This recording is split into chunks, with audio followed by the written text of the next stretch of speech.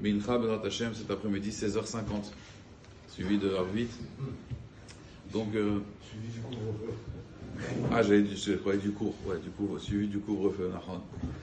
Alors, dans la paracha de cette semaine, donc paracha de Vaïra qu'on a lu samedi après-midi, alors il y a marqué Vaïra, Hashem en fait il dit à Moshe Rabbeinu, Vaïra el Avraham, Yitzhak ve el Yaakov.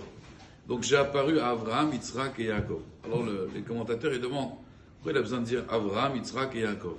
Il aurait dû dire Vaïra, elle a voté nous. J'ai apparu, elle a voté Chem à vos ancêtres. Les Avot, on sait que les Avot, il n'y en a que trois. Avraham, Yitzhak et Yaakov.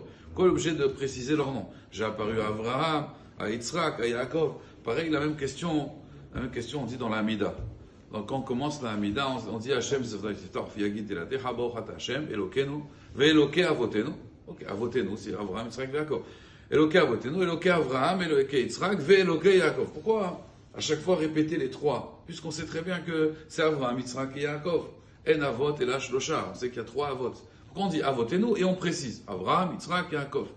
On le sait très bien, c'est une répétition, c'est une redondance. D'accord? Alors pour expliquer ça, en réalité, ils expliquent les Mefarshim qu'il y a deux façons de servir à Kadosh Baruch Hu. Et en vérité, il faut servir Dieu de ces deux façons-là. Parce que les deux façons sont complémentaires. Il y a quelqu'un, il va faire Eloké à voter, nous, ça veut dire ce que mon père il faisait, moi je le fais. C'est bien. Ce que mes ancêtres ils faisaient Kaddish à tel endroit ils faisaient telle mitzvah ou telle mitzvah, très bien.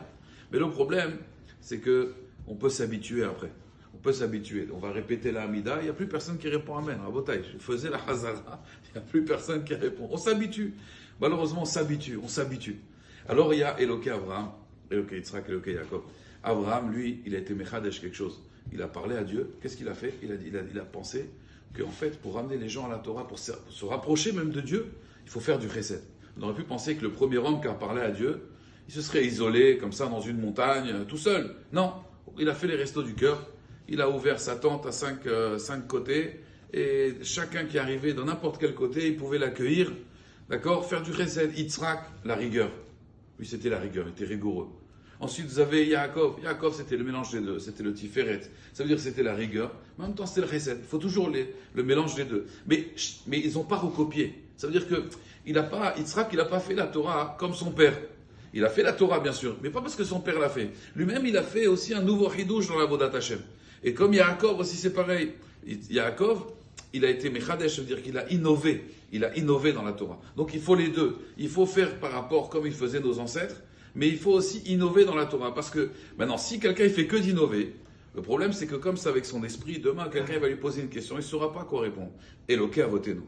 Je fais parce que mes parents m'ont demandé. Donc il faut les deux en fait. Il faut faire comme nos parents nous ont demandé, mais aussi en même temps, il faut innover dans la Vodat Hashem. Pas suivre, on va dire comme un mouton, il faut aussi innover. Akadosh Baruch Hu nous a donné chacun une neshama spéciale pour aller dans la Vodat Hashem. Si on ne fait pas ça, Rabotai, j'ai vu un mashal du Maguid de Yerushalayim. Il donne un mashal extraordinaire. Vraiment une allégorie, mais vraiment il explique comme ça, qu'un jour dans un village, et c'est une histoire vraie, dans un village, il y avait des bêtes sauvages, elles venaient dans le village, et elles dévoraient tout ce qu'il y avait dans le village. Et ça leur causait beaucoup de dommages.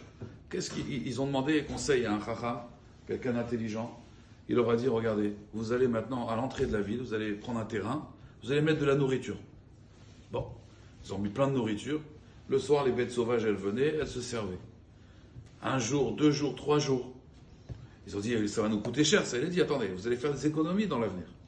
Ils ont commencé, les bêtes sauvages, elles ont commencé à s'habituer à venir. Et le soir, elles n'allaient plus dans la ville. Elles allaient directement dans ce terrain et elles allaient manger. Petit à petit, ils ont mis une barrière. Et les bêtes sauvages, elles n'ont pas fait attention. Elles vont, il y a de la nourriture, elles mangent. Après, ils ont mis une deuxième barrière. Après, ils ont mis une troisième barrière. Et les bêtes sauvages, elles étaient habituées à manger, jusqu'au jour où ils sont venus un soir. Et là, ils ont dit, maintenant, on va mettre la 4e barrière. Et là, ils les ont encerclés, ils les ont emprisonnés. Alors, à Botaï, c'est la même chose avec le Yetzirah. Des fois, le Yetzirah, vous savez, il a le temps, le Yetzirah. Vas-y, fais, on s'habitue malheureusement. On s'habitue. Et après, on est complètement renfermé. Ça, c'est si on fait que par habitude les mitzvot. Mais si on fait les mitzvot en innovant, vous savez que le Gaon de Vilna, il dit quelque chose qui fait très peur. Très, très peur. Il dit, vous savez, quand quelqu'un il fait une faute de façon volontaire, c'est très grave. De façon involontaire. Une faute de façon involontaire, c'est moins grave. Oui, c'est involontaire. et quelqu'un qui fait une Avera béonès, c'est-à-dire c'est un cas de force majeure. Alors il dit malheureusement dans les mitzvot c'est la même chose. Il y a des gens qui font les mitzvot bémézid, de façon volontaire. Mais il y en a qui font des mitzvot béshogeg. Ils sont shogeg. Ah tiens, ils sont dans la Hamida et il avait dit une fois, le Rav Shalom Joladron, je faisais ma Hamida et d'un coup il a dit je marchais dans la rue. Le Rav Shalom Joladron il a dit je marchais dans la rue. Et d'un coup, il y a quelqu'un qui vient devant moi et il me met un coup de poing dans le ventre. Imaginez, un coup de poing ici, là, dans le cœur, il lui a mis un coup de poing. Et il se réveille, en fait, il était en train de faire sa Hamida, il faisait vidouille. Des fois, malheureusement, on peut tellement faire par habitude, s'endormir, qu'il faut toujours être Mechadesh, Rabotai. C'est pour ça qu'il y a marqué Avotenu, Eloké Avotenu, Eloké Avraham, Yitzhak, Yaakov. Shem Zakenu, Bezrat Hashem, Mitradesh. Ce matin, donc, il y a une Seouda, Lilou Nishmat. En hébreu, c'est comment? C'est René. Sultana. Sultana. Sultana, mais en hébreu, c'est René. C'est René.